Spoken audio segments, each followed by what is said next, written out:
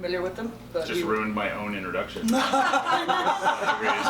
slides. Okay, I thought you were taking it from here then. Okay, thanks. Hi, my name's Jeffrey Morgenthaler. Like she said, I am a bartender from Portland, Oregon. I'm running a this is very pro, I'm running a 2 computer system here. This one has my notes and this one is presenting. So I work at 2 bars downtown Portland. The first one is Clyde Common. Clyde Common is a super busy gastropub. We're located downtown, we're located in the Ace Hotel. It's kind of like always fucking crazy. 2 bartenders, no bar backs. You know, it's like one of those places where it can be very chill, and then like 50 people all walk in together, and you're like, God damn it! Like who goes out with 49 other people? Who has 49 friends? Why are you all here? And so you're just like throwing drinks into the crowd. The other one that I work at is called Pepe La Moco. Pepe La Moco is our sort of like fancy cocktail bar downstairs at the Ace Hotel. It's 40 seats. There's a host, so you can't get 50 people walking in together. So Clyde is, we're not part of a big fancy restaurant group. We are just a super independent. We're owned by my friend Nate. He lives down the street from me. We're both in the kind of like the crappy part of town. He's in the less crappy part of town because he owns a restaurant, and I'm in the more crappy part of the same part of town. Pepe La Moco is a joint venture between Clyde Common and the Ace Hotel. I do not own any part of either of these establishments. I'm just a bartender and the bar manager. I work 4 nights a week. I work 2 nights a week at Pepe La Moco, and I work 2 nights a week at Clyde Common. I love being a bartender a lot of the time, not all of the time. And that's kind of what I want to talk about today. I also, I'm very proud of being a bartender all of the time. And I want to kind of this talk is about me sort of sharing those feelings with you. I just turned 48 in October, and in 4 months, I will have been behind the bar full-time for 24 years. So in 4 months, I will have been behind the bar for half my life. And I want to I feel like in this day and age, you kind of have to explain what that means. I didn't tend bar for 10 years and then write a couple books, and now I just travel the world talking about bartending, even though I don't do it. I didn't take 5 years off to become a brand ambassador and then went back and own a bar. I have just been a bartender / bar manager for almost 24 years, half my life. I've never, I guess I've done some consulting, but I'm not, I realize that I'm not like a lot of people that come to these things, people that sort of maybe don't really tend bar anymore. According to the US Labor Department, the average lifespan of a bartender is 3 years, which sort of makes sense when you think about it. A lot of people, do it as a summer job, work at the golf course or whatever, and then go on to get a real job. I always say real job because I like poking fun of myself. I went to Mexico back in 2010 with all these people, and I think the only 2 people in that photo that still tend bar are me and Phil Ward.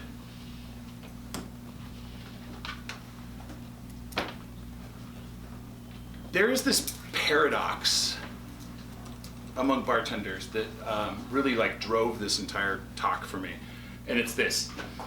Okay, so if you ask any bartender what their least favorite question is, who's a bartender in this group?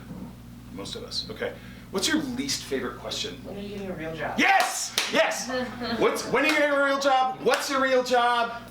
What do you really want to be doing? Are you in school for something else? That's our least favorite thing, right? Because we all, as professionals, certainly if you guys are at this thing, you're definitely a professional. You respond with, "Fuck you," right?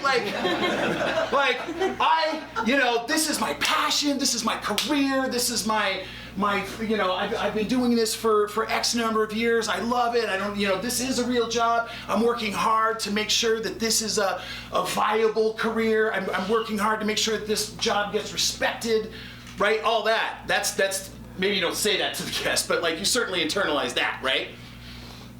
On the other hand, if you ask most bartenders that would answer that question that way, what's your least favorite question, where they see themselves in 10 years, very few of those people will say, standing right back here, making gin and tonics for a bunch of fucking dickheads every night, right? In 10 years, it's always like, I take this seriously, I'm a professional bartender, but in 10 years, I definitely don't want to be doing this anymore. And I think that's like a kind of a weird paradox.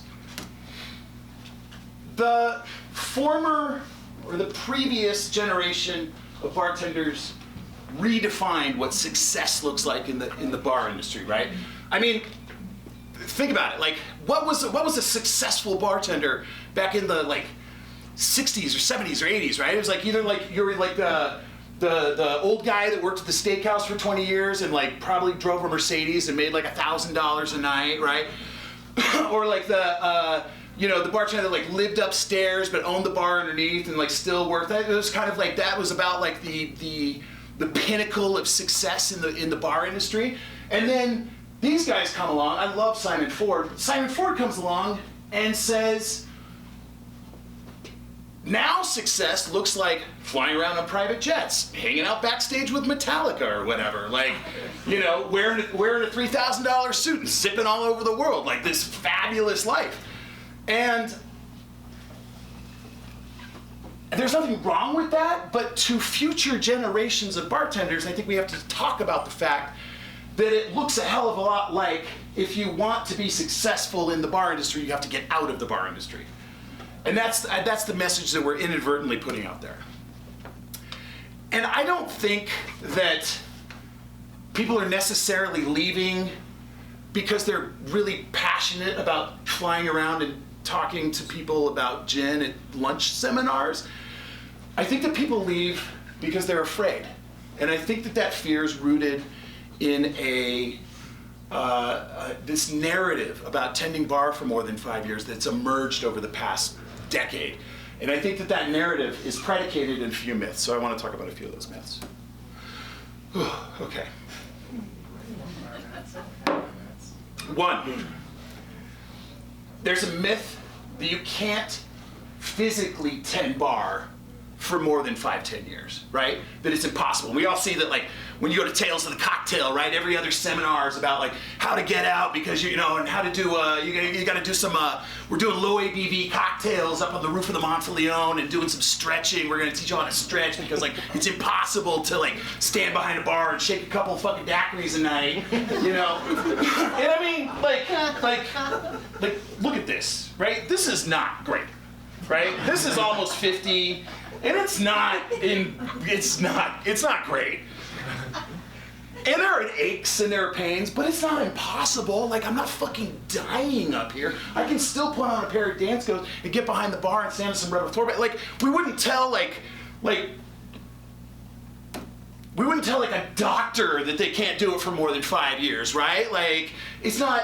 You wouldn't ask the mailman when he's going to get a real job, or like the teacher, Oh, but how do you stand for 8 hours a day? Like, it's not impossible. And I'm living, walking, achy, talking proof of that.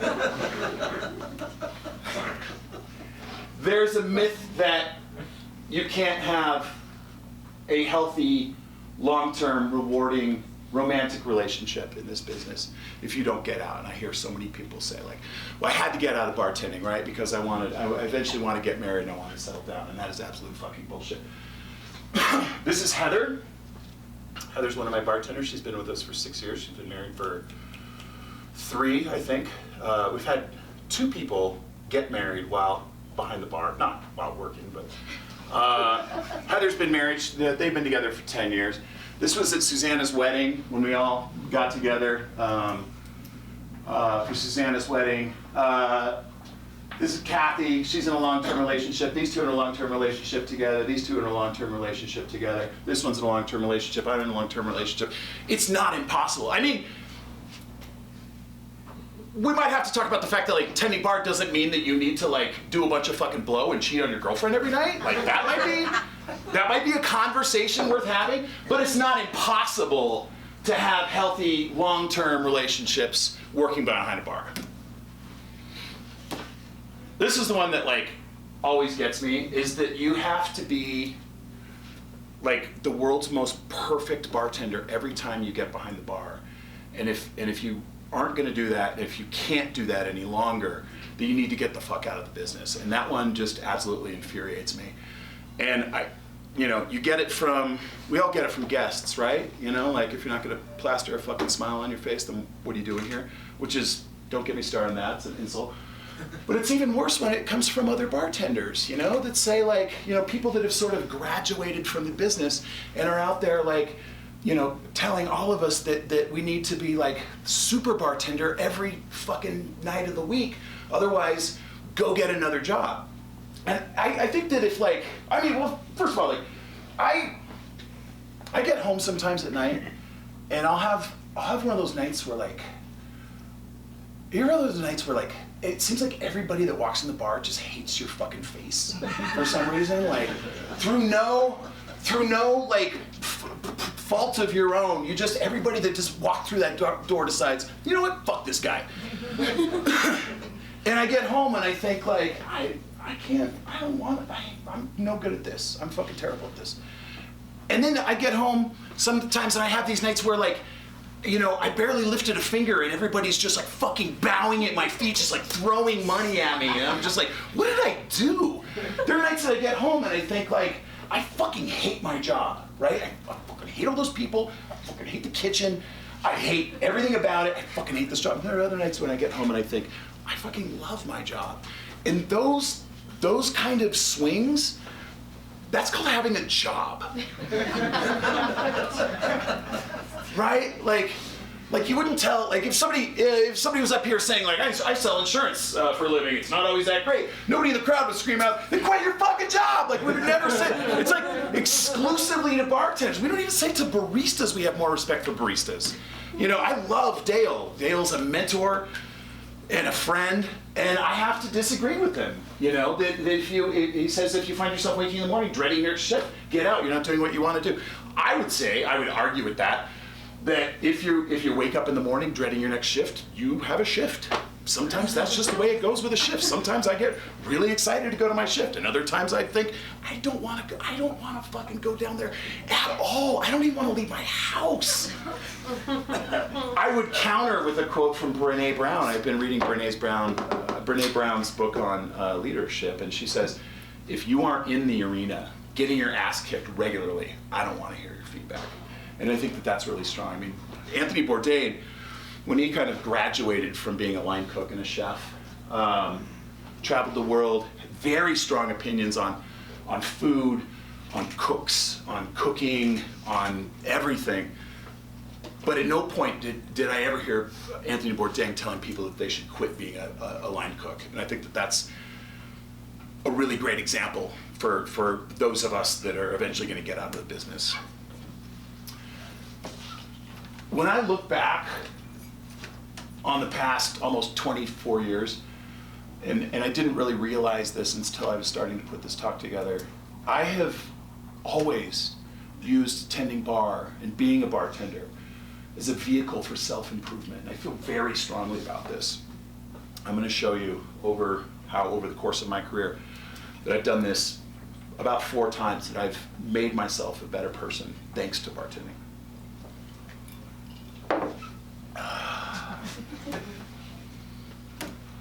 All right, first time. Summer of 1996, right? I'm in architecture school. I need a job. Any job, I don't even care. I had done, and at this point I've done everything. I worked in photo labs, I fucking swept floors, I worked in a power plant for a little while. I used to make, those like shitty corrugated plastic, like it's like plastic cardboard, and it just has like screen printing on it, and it says like, we buy houses, 1-800 whatever, or shit like that. Like I used to make those for a summer. So I went to the Career Center and I looked through the binders, and there were 2 jobs that I applied for and 2 jobs that I was interested in. One was being a dishwasher at a restaurant, and the other one was being a bartender. And I got both jobs. Both jobs accepted me on the same day. I had to pick one. And I picked bartending. And the reason why I picked bartending is I grew up, you probably can't tell from this, but I grew up painfully shy. Like, horribly shy. Like I didn't really have a lot of friends in high school. I didn't even like kiss a girl till I was like 19. You know, people in general kind of scared the shit out of me. You know, I've always been an introvert. I was kind of going nowhere fast. You know, I was in architecture school and they were letting me continue because I gave them money, and that's how college works. You can just have whatever you want as long as you keep giving them money. But I knew that in order to be an architect that you have to get up and give presentations, and I was absolutely horrified at that prospect. We would have to get up in front of the class, you know. Classes were 1/3 the size of this group, and I was like unable to fucking manage, right? And so I picked the bartending job because I knew that bartending was just gonna be for a summer. It's always just for a summer, right? It was just gonna be for a summer, and it was gonna help me get over that hump and learn how to talk to people. And you should have seen me, like my very first night, it was a beer bar only. We just had beer. There was wine, but we didn't sell any of it. And it was an old school cash register. And the training process was just like this. There's the beer and there's the cash register. And that was pretty much it. And so we sort of did like tables, so we had booths, you know, like when it was early in the night, we would go to the booth and take their order. And I'll never forget my very first like order when I like went over with my like, you know, there's like 4 people, and I like went over with my notepad and I was like, hi, like what can I get you? And the first guy was like, Budweiser, and I was like, BUDWEISER.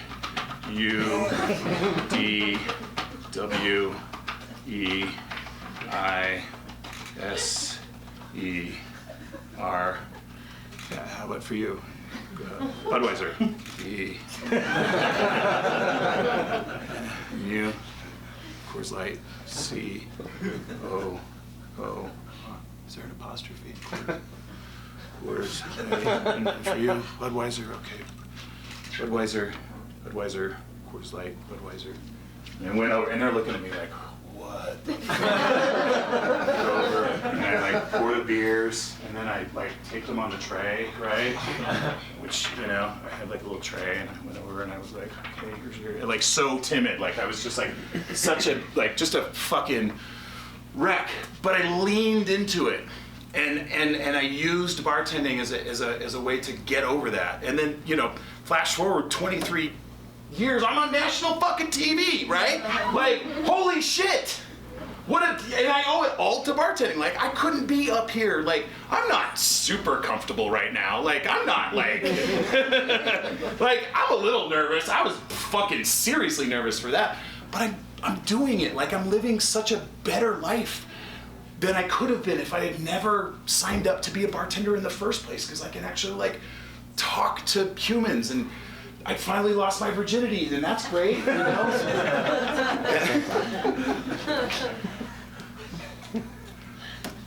But you didn't think I was going to say that. So the second time bartending like really kind of saved me was I got out of school. I got my degree because I gave them enough money. I got hired in an architecture firm. The great thing about architecture firms is like they hire, when they get a big job, they hire a bunch of people on to like do drafting and stuff. But they would have to give them benefits if they were like 0.5 time, and so everybody kind of works like 0.4 time. So you've got like your main crew of like architecture people, and then you just have like a bunch of fucking poorly paid student slave labor, right? So I was doing that 0.4 time, and I was making no money, and so I still had to work in the bars, right? Like I was working, at this point I had left the beer bar. I was at the beer bar for 4 years. I always wanted to work with like cocktails, but there were no cocktails back then. So I got a job at a VFW hall, and I'm working in this like club, right? It was like a veterans hall / like, you know, we'd have like live music, and it was like basically a club. Fucking crazy at night. And I started getting really super into it, and I knew that I was supposed to be stuck at this office all day, and that was supposed to be making me happy because I had just spent all this money. And I fucking hate it. It's horrible. I don't like the people. I don't like the work.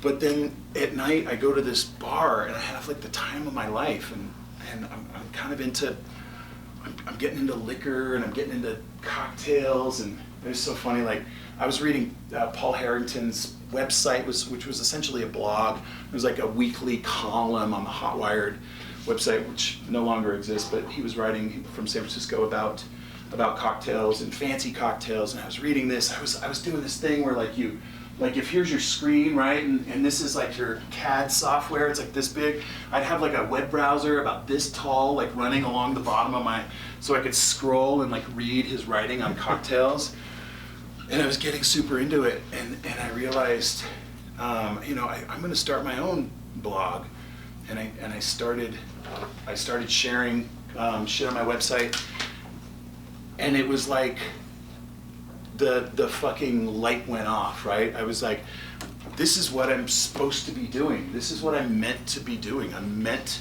to, even though I don't know how and there's no real path for this, I'm meant to work in bars and love bartending and sharing all of my knowledge with everybody all over the world. And it gave my life meaning. And it taught me the reward of contributing to this industry. And it also taught me that I could do that while tending bar full time.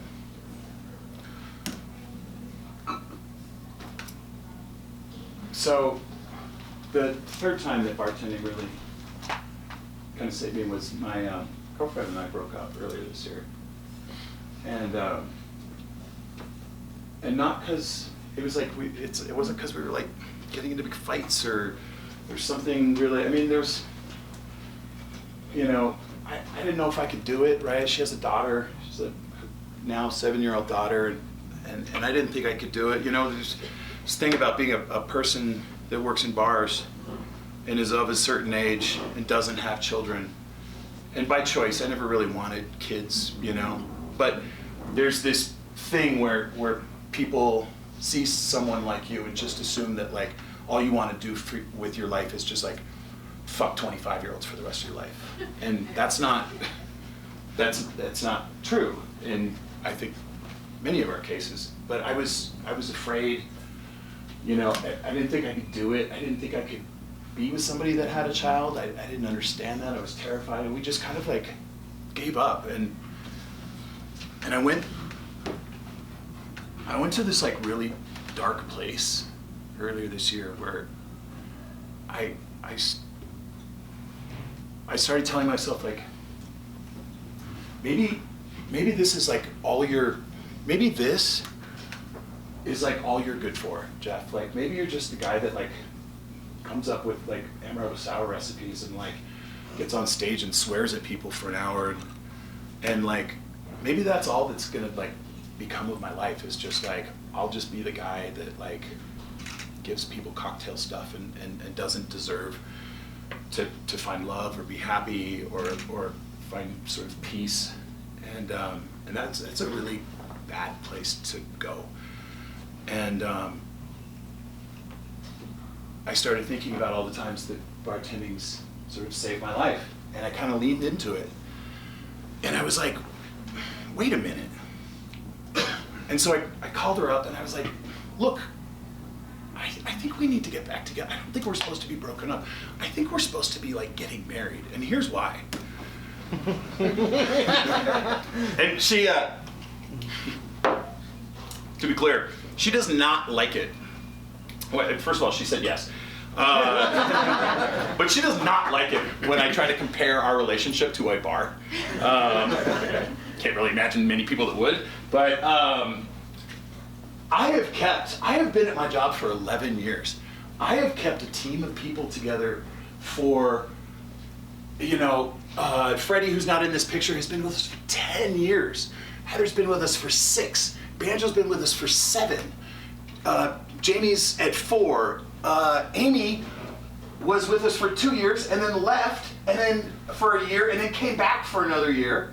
Amelia also left and came back, I can keep this crazy, mental, fucking bunch of lovable, wonderful dipshits together for years and years and years and years. Why can't I keep this little tiny family of 3 together for more than a couple of years? And like I said, she doesn't like it when I compare it to a bar, but like inside when I think about our relationship, I think about the bar, and that's what I always go back to. Like, how have we kept all of these people together for so long? Well, the very first thing that we do is we practice forgiveness, right? I didn't come out of the womb knowing how to be a perfect bar manager. I'm still not a perfect bar manager. I make mistakes, and sometimes I let the team down. And they forgive me, because every time that they've made a mistake, which is rare, I don't just burn the whole fucking thing to the ground, right? Like, we absolutely have to practice forgiveness. I mean, isn't that just like the one of the bare roots of hospitality, right? Like, why wouldn't we treat each other like that? Why wouldn't we treat each other in a relationship like that? We practice compassion and understanding. When somebody's going through a hard time, we don't just we don't just like burn the whole fucking thing to the ground. We get it when somebody's having a bad day or a bad week, or sometimes people have a bad month or a bad season, and that's okay, because like, we practice forgiveness and we practice compassion, we practice understanding, and eventually we talk to them like, the fucking adults, and eventually things come around and we're stronger than we were before. We also, as a bar team, have a set of shared values. I mean, shouldn't every bar team have a set of shared values? I struggled with whether or not I should like write down our shared values. In the end, I decided not to write down the shared values that we have at Clyde Kaufman and Pepe Lamoco, because I didn't want to like influence anybody's. But I do urge everyone that's in charge of a bar team or in a relationship to write down what their shared values are. And then finally, we have common goals. I mean, it's like, that's not much different either, right? We have, what do we want out of the bar team versus what do I want out of my personal relationship? Longevity? I mean, that's a big one, right? So all of these things that have worked so well for the past over decade for me, and this isn't counting all of the wonderful people that have been there, that were there for 5-6 years and then left and are, flourishing, running their own cocktail bars. I don't even know where I was going with that, but there's another thing that I learned, and that's, so Heather, my girlfriend's name is Heather, this is her daughter Madeline. A couple months ago, she called me up and she was like, I have an event. She works in events. I have to be on site at 6 o'clock in the morning, and I have nobody to get Madeline to school. Now, I had participated in the getting Madeline to school process before, in the past, a few times, which is a process. It's very intense. I would like to say that I could like remember back to what it was like when I was in 2nd grade, but I can't remember that far back. It's very hard. She doesn't want to really do any of this stuff. And I was kind of fretting about it for a couple of days, and I talked to one of my bartenders, my newest bartender, who he was a bouncer in Scotland, like northern Scotland, like dirty Scotland, was his entry into the bar industry. And he was like, oh, Jeff, don't even worry about it. He said, getting a 7-year-old to school in the morning is absolutely no different than getting a really sweet drunk person out of the bar at 2 o'clock. And I was like, holy fucking shit. He's right. And you're just like, okay, we have 5 minutes. 5 minutes before the car leaves. Do you understand? 5 minutes. Do you have your jacket? Where's your jacket? Let's get your jacket on. Left arm first. Let's get the right arm. Where's your other shoe? Where's your other shoe? Let's get your other shoe. I was like, I'm meant for this. I've done this 1,000 times.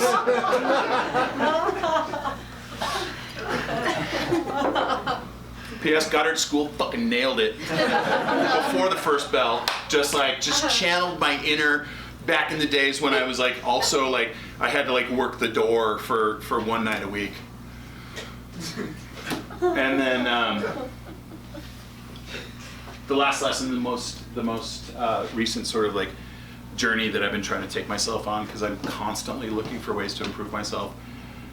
I have never really been a very observant person. And I know that sounds like kind of a dumb criticism, but like it always kind of held me back in architecture school that I wasn't like as detail oriented or just observant, you know? People would walk into a place and be like, oh wow, look at that ceiling. And I'm like, there's a ceiling in here? Oh shit. Oh yeah, I didn't even, you know, like I'm like pretty fucking clueless, I guess is what I'm trying to say. Especially for like our, you know, the environment that I'm in. And so I wanted to fix that. And I also wanted a hobby that was something a little bit outside of bartending that could kind of like keep bartending alive for me, because I was getting a little bit burnt out and I wanted to do something, I needed a new hobby. And I was like, I'll start studying photography, right? As a way to do something that uses my hands, do something that uses my brain, forces me to be observant. All of, you know, a lot of the things that I learned, you know, we were just talking about learning photography versus learning, you know, cocktails and bartending in the early days when I was like reading a bunch of stuff online. Of course, there's a lot of opinions, there's a lot of fucking bullshit, there's a lot of people that swear they know what they're talking about that don't. So I've gone on this journey, and as I was like, you know, as I've been, you know, I've just started like a year and a half ago, but like as I've been kind of exploring photography, of course I will turn my eye to the bar, and I want to do things, and this is the sort of photography that you see, you know, from what do you call them, influencers, bar influencers. I mean, like any dipshit with a really expensive camera that knows photography these days can just sort of like become part of our industry by like just taking sexy lit pictures of photos. By the way, I took these photos, so I'm making fun of myself, but these, I just want to say that these kinds of photos are fucking bullshit, and they don't contribute anything, they don't do anything, they're just like pretty pictures of glass bottles. And I realized that I have so much experience, I would know so much better than a lot of these folks how to capture what really happens in a bar. And thanks to the Half Full at the Daily Beast, have been letting me publish these photo essays, and the newest one's coming out very soon, which is portraits of all my bartenders. And I've been going around and kind of capturing these moments that like those other guys can't do. This is two of my former coworkers, not bartenders, but floor people, at a memorial service that we had for our former wine director who died of a very aggressive, very fast form of cancer. And I brought my camera to this thing, and I just wanted to capture the beauty of two people in the service industry that don't work there anymore, don't really see each other that much, don't see me that much, and just this fucking tender moment of losing somebody. There's something about bartending, there's something about the service industry that like forces us to be so much closer, I think, than other industries. And so that's my new sort of like lease on life, is I'm running around with my camera and I'm capturing more of that story from behind the bar and maybe even in front of the bar that's so much more powerful than this shit, and sharing it again with the world. And it's brought me a renewed, like I said, I've been at the bar for 11 years, and it's brought me so much closer to the bar again, to grab my bartenders and say, I want to take your portrait and take them out of the bar. Don't take their portraits in the bar, take them out of the bar and say, let's spend some time together.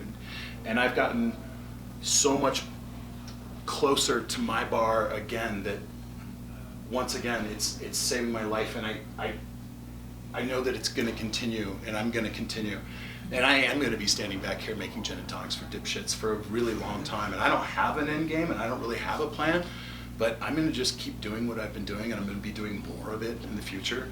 And I don't really have an ending for this, but I just hope that some of you will do the same thing with me. That's it.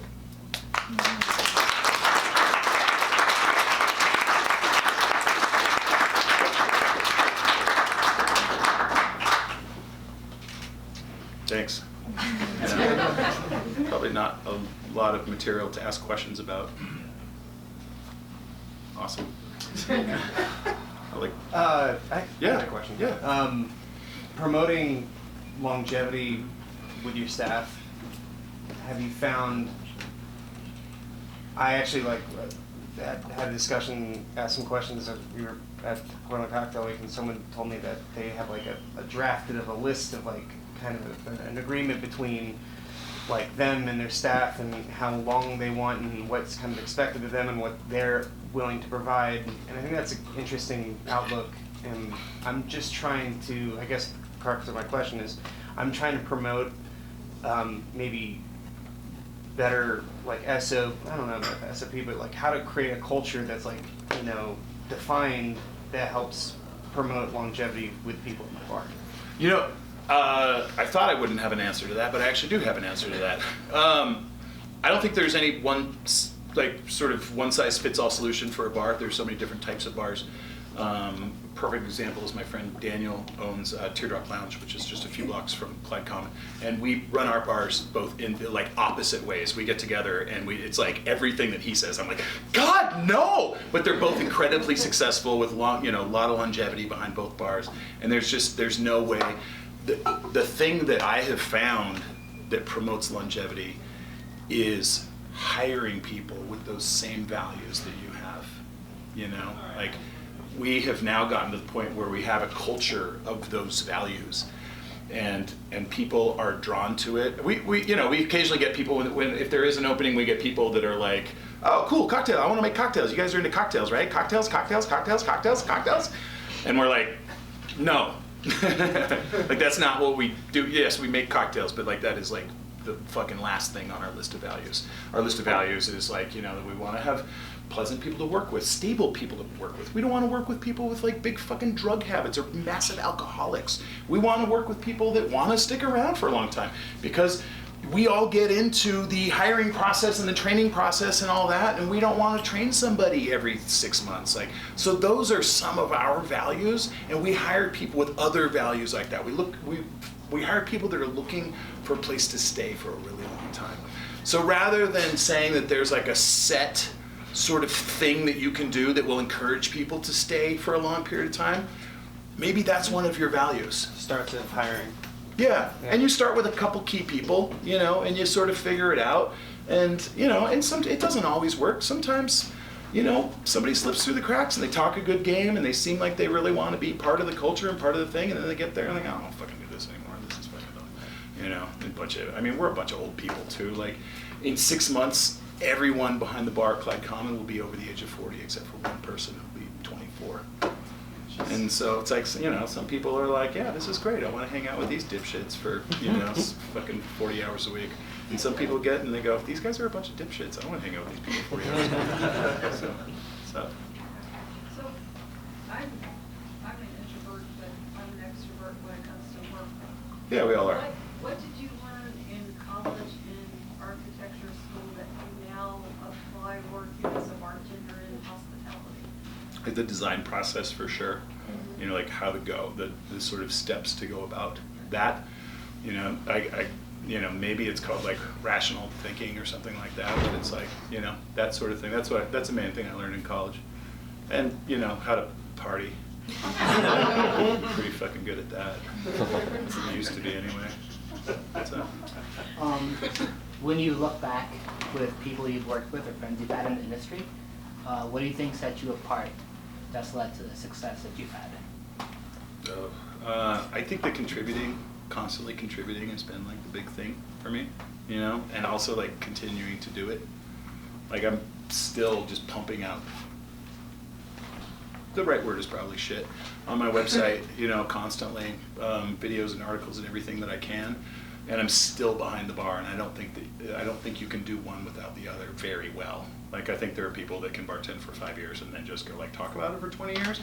But I don't know if you can do that very well. Like, I understand bartending very, very, very well because I do it every day. That's probably what set me apart from a lot of people. As far as people's bartender, I think it's changed a lot personally for me in the last 5 years. I do see bartending as a profession. Yeah. Where do you see a yourself in 10 similar years? thing? Where do you see yourself in 10 years? I actually would like to own a cocktail bed and breakfast. So Oh, okay, I like that. people Yeah. out, go have wine with dinner, come back, I will give you a nightcap, because it's gonna knock you on your ass and you can go right to bed. Yeah. Yeah. Cocktails for breakfast. Not those two. Yeah, that's where my mind went. I was like, Cocktails for bartenders. how do I see it change? How have I seen it change? Do people take you more seriously now as a professional No. versus 20 years ago? Really? No, not really. I mean, it's like, in some ways it's gotten better, in some ways it's gotten worse. I mean, it used to be that like, you worked in a place and like, you know, people were sort of just like, people come to the bar and kind of, you know, there used to be sort of like a little bit gracious and like, may I please have a drink? And now I feel like a lot of people that come in are like, oh, mixologist, huh? Why don't you do some fucking mixology for me, mixology guy? And you're like, you know, it like didn't used to be about the drinks, right? It used to just be like, because all the drinks were the same. No matter what bar you went to, all the drinks were the same. They're all shitty. They're all perfectly fine. They got you drunk and you drank them and then you talked to other people and then you had some more and you laughed and smoked cigarettes. And now it's like people go into the bar to talk to the bartender about the thing that they're making. And that's really hard. You know, and I do still enjoy that because I do still enjoy cocktails, but like, I get tired of talking about cocktails all the fucking time, you know? Like, it's a little rough. I kind of, you know, and I tend to gravitate to the coworkers and the guests that want to kind of like have a fun conversation about music or movies or any one of the other million things that I'm interested in other than fucking chartreuse. You know, like, yes, a bunch of herbs, man, it's real good. So it's just like the focus didn't used to be on the thing in the glass, and it is nice that we have these nice things now, and we can make nice drinks, and people can enjoy these nice drinks. But it is a little bit like every once in a while, I'm just like, could we just like shut up about the drink, you know, and just maybe drink the drink? So. Do you find good ways to transition into that conversation now? Or Into that conversation? I never transition into that conversation. I transition out of that I mean, conversation. out of drinks. I mean, into other things. I usually just walk off and talk to somebody else and see what's interesting. The bar's like 20 seats long, so I can just be like, I'll be right back. You know? You know? How you doing? And they'll get that. I mean, there are plenty of bars where cocktail geeks can go and sit and like really pick the bartender's brain about, you know, but like, it's not very fun anymore. I also have a website, you can just look all that shit up. So, yeah, just walk off. It's great. Yeah. So you talked about bartending leading to your personal growth, and you know I can relate to that. So I'm an introvert as well, like you said earlier, and I'm pretty young. And what are some things that you look back on, and that I just fucking showed you. for sure, yeah. What are some ways that you've seen yourself grow into your own personality or the person you've been behind a bar? And what are some things that you wish you would have known sooner that could have helped with that growth? Oh boy, I wish I'd known everything sooner. You know, I mean, it's like the old adage that, you know, well, I don't even know if it's the adage, but just like, you know, the mistakes you make are the things that kind of define you and make you a better person, you know, down the road. And so, like, I don't even regret going to architecture school and spending all that fucking money. You know, I mean, I guess there are things I wish I'd known, but like, I'm kind of glad that I had to figure it out for myself. So those nights when you go home from work and you just have like the shittiest shit nights, like how do you change your mindset transitioning into the next shift? Like what's your... I learned that alcohol is not a good way to do that. I mean, like, short term, it's a great way to do that, right? You know, it took me a long time to figure out like what centers me, you know, and I think that there are a lot of people that get up at things like these and talk about like a kind of one size fits all solution, right? Like it's low ABV cocktails and yoga. For me, like honestly, and this is just within the past couple of years, and this has like really improved like everything inside my brain. I get up immediately when I wake up, which is like pretty early, right? Because I don't stay up and get wasted every night anymore. I get up and I eat half a wheat gummy, and then I go for a 2-hour walk. And an hour into the walk is the coffee shop, and by the time I walk into the coffee shop, I'm just like barely high. Not super high, just like a little bit high. I go to the coffee shop and like they love me at the coffee shop, right? I go in every day, fucking big tipper, super fun and loud, you know, and I love them all. And I go in and I get my coffee and I listen to my podcast and I just like take a little groovy like weed walk back home for an hour. And like I found my thing, right? Like if I don't get that every day, I'm like kind of grouchy, you know, but I think that like you gotta find your thing. Like I do a lot of crossword puzzles, that kind of helps, you know, take my mind off of it. And I just, you know, for me, it got to a point where like drinking every night and like kind of being miserable about it wasn't making me a better bartender.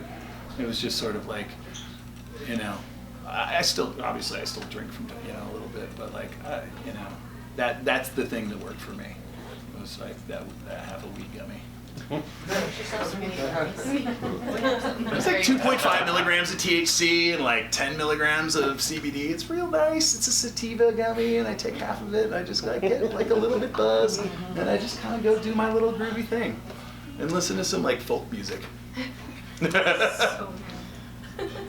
What's been your evolution from bartender / bar manager to owner of a bar, then the learning curve? There it is, 0. I don't own anything.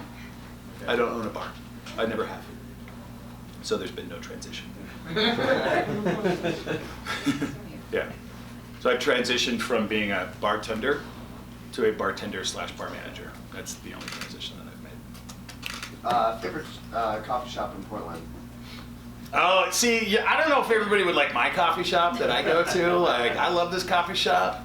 It's super weird, you know? It's super like, it's not super like techie. I really like Prince Coffee. I really like Kova. I obviously really love Stumptown. I do a lot of work with Stumptown. I did all of their seasonal beverages this year. Oh yeah, the one with the grapefruit in it. Yeah. Which was like, I would love to taste that because on paper it sounds kind of weird, but. They all sound weird. In fact, the weirdest one, they didn't release it, and I'm super bummed about it. I'm gonna ask them if I could put on it, but it was cream corn coffee drink that was just like fucking banging. It was a cold brew cream corn. Do you think you would own a bar or a coffee shop first?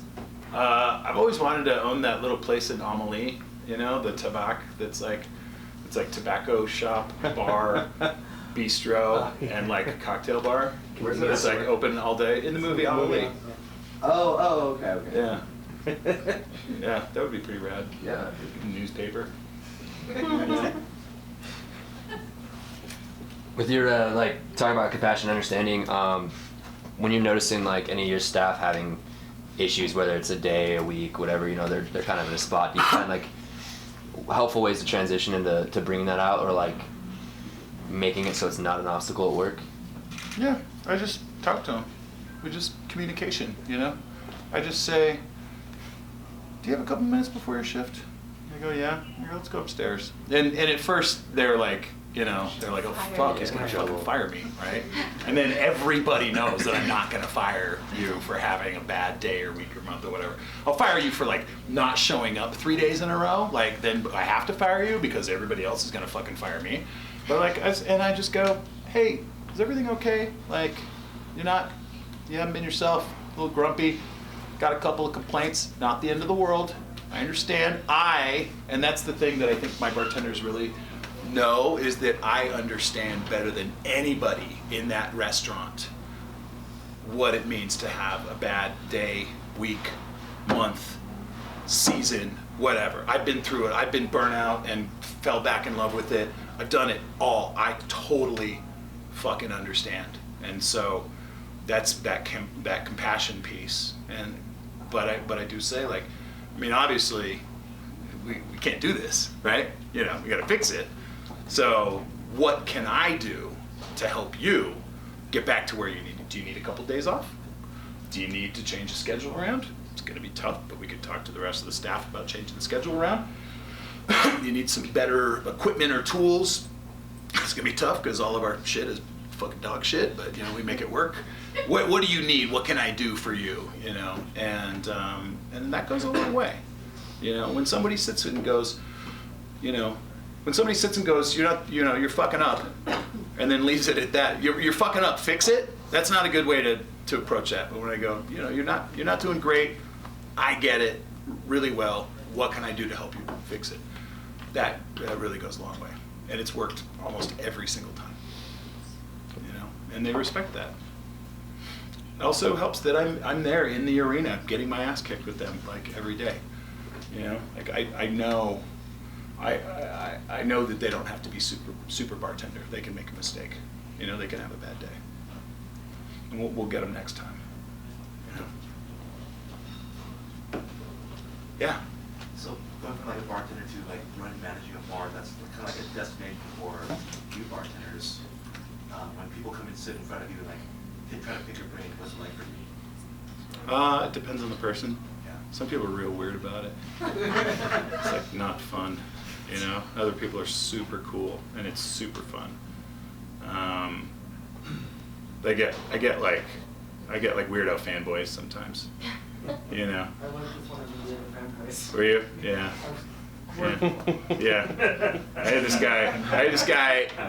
My bartenders always know. I work service well, always. And then the other bartender works point, and it was Heather. And Heather came over, and she's like, "This guy will not stop staring at you." And I was like, "Oh, I fucking know." And he just sat there staring at me, drinking drinks and ordering like weirdo cocktail, you know, like can I get a last word but with no Nino, and you know, like that kind of order. And then he got up and left, and she was like, "Thank fucking God," he was making me feel awkward. I was like, "How do you think I felt?" And then he comes back, and he sits back in the same seat, but he's gone over to Powell's and bought my book. And he's just sitting there staring at me from the distance from me to you, like this, with my book facing me. And I just went over there and I was like, "Does it seem weird to you that you're doing that right now? Because it seems weird to me that you're doing that right now. Why are you doing that right now?" He was like, "I was wondering if I could get your autograph." And I was like, "There's so many, absolutely, but there's so many better ways to do that. You're making me feel very uncomfortable." Just a bartender, man. Yeah, I mean, I like talking about this stuff, but like, you know, sometimes I feel like it's like they're just like people are just typing searches into my brain, Google searches into my brain. That's not really a fun way to have a conversation, is it? No. Yeah. Do you have any thoughts about kind of the change in this industry as far as like, you know, we've kind of crescendoed in this, you know, cocktail revolution? I spent most of my life working in craft beer and kind of seen this insane rapid escalation and de-escalation of that particular industry. And you know, I think that one thing that kind of comforts me about bartending and why I love this job now is that there seems to be a little bit more like permanence in hospitality versus like beer. But do you foresee any like touchstones of hospitality changing in like the near or distant future? No, I don't know. Yeah, I don't know how to answer that. I wish I did. Just fun. Yeah, I think you'll see a backlash. Anytime there's like a thing, there's always like the backlash to the thing, right? Like craft beer, and then people, you know, like then all of a sudden you've got Budweiser ads that are like macro brew, right? Fuck you guys, you know, like, you know, like any day now people are just gonna be like, "I only drink shitty cocktails, suck it, nerds." Like that's always been the thing. Like the sort of good thing about me is like I don't care. Like I'll go back to working in like dive bars or clubs or like probably not a club, but like, you know, I'm somewhere on the coast, you know, just working a little like neighborhood tavern or whatever. Like I don't care. I just like working in bars. Like I don't need people to come in and like have a long conversation about like the evolution of the Martinez with me. Right. In fact, I would prefer they don't. Do you want to pick up my shift tonight? No, that's the other thing. Like I flew in this afternoon, and I have to leave like in like 5 minutes, and go back to the airport and go back to Portland because I have to work tomorrow. I work at the airport. Let's go. Great, awesome. Working at an airport bar would probably kill me. I would fucking hate that. I don't know how you do it. I would die. I would die. How many nights a week do you work? 4? 4? Yeah, we all work 4. Yeah. Yeah, nobody does, you know. I'm on 6, but. Yeah, we kind of, I kind of like only want my bartenders to work 4. I feel like after 4, You get so good. we all get kind of grouchy, and like we make enough money that we can work 4, and everybody's kind of happy working 4. Like I said, we're all like almost all over 40. We'll kind of just chill with 4. Like I've done 5, I've done 6, I've done 7. It's not fun, you know. I'm getting too old for that shit, you know. So that's my way of taking care of myself. Yeah, but I work 4 nights. Sometimes, you know, I pick up stuff. I'm working Saturday. I'm closing on Saturday night. I'll get out of there at 4 o'clock in the morning this weekend. I never work weekends. I'm not good at working till 4 anymore. I used to be fucking great at I'd it. say the grasshopper is amazing. Thanks. Yeah, I'll be making them until 2:30 in the morning. Come on down. I'll be real grumpy. All right, should we wrap it up? Thanks so much, you guys. That was really fun.